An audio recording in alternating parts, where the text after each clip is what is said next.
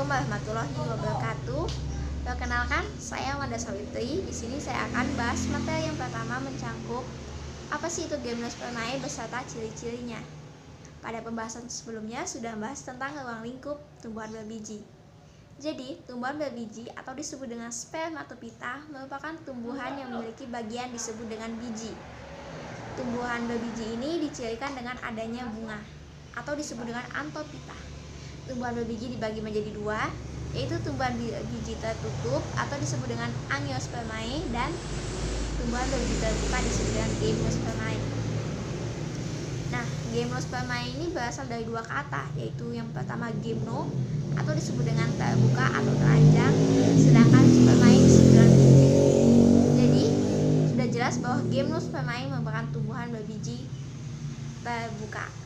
Tumbuhan berbiji terbuka ini merupakan kelompok tumbuhan berbiji yang bijinya tidak dibentuk di dalam bakal buah atau ovarium. Nah, pada gimnospermae, biji ini hanya melekat pada permukaan atas sisik yang pipi atau terbuka. Nah, biasanya sisik pembawa biji ini terkumpul, kemudian membentuk suatu kaucuk yang disebut dengan konus. Nah, konus ini terletak di antara daun-daun penyusun yang disebut dengan runjung atau strobilus. Gimnospermae ini sudah ada di bumi sejak periode Devon, yaitu sekitar 410 sampai 360 juta tahun yang lalu. Gimnospermae itu berasal dari progimnospermae melalui proses evolusi biji. Jadi sudah jelas bahwa progimnospermae ini merupakan nenek moyang dari gimnospermae. Nah, kelompok gimnospermae yang banyak ditemui saat ini ialah kelompok conifer. Conifer ini paling banyak ditemukan. Conifer ini mempunyai ciri khas, yaitu biasanya disebut dengan evergreen atau selalu hijau sepanjang tahun. Hal ini disebabkan karena faktor morfologi, faktor histologi, dan faktor fitokimia yang ada di dalamnya. Baik, yang selanjutnya ialah ciri-ciri gimnospermae.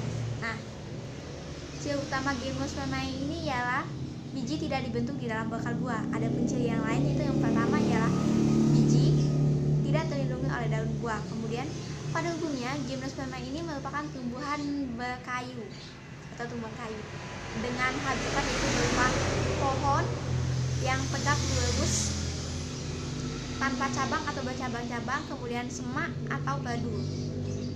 Nah, pada gimnospermae ini sudah memiliki akar, batang, dan daun sejati, namun belum memiliki bunga sejati.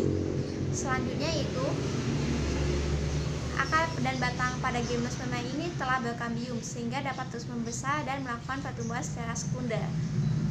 Selain itu, akar pada gimnospermae ini memiliki sistem perakaran tunggang dengan terdapat kalyptra atau ujung akar. Bentuk daun pada gimnospermae ini berupa mirip dengan jarum atau sisik dengan permukaan yang tebal, kaku, sempit, dan tulang daunnya tidak beraneka ragam. Pada gimnospermae ini telah memiliki berkas pengangkut berupa kolateral dengan xilem yang terdiri dari trakeit saja dan phloem yang memiliki sel pengiring. Nah, gimnospermae ini memiliki klorofil yang penting untuk fotosintesis. Pada gimnospermae terjadi pembuahan secara tunggal yang mempunyai waktu relatif lama. Selain itu, alat kelamin atau reproduksi pada gimnospermae terpisah.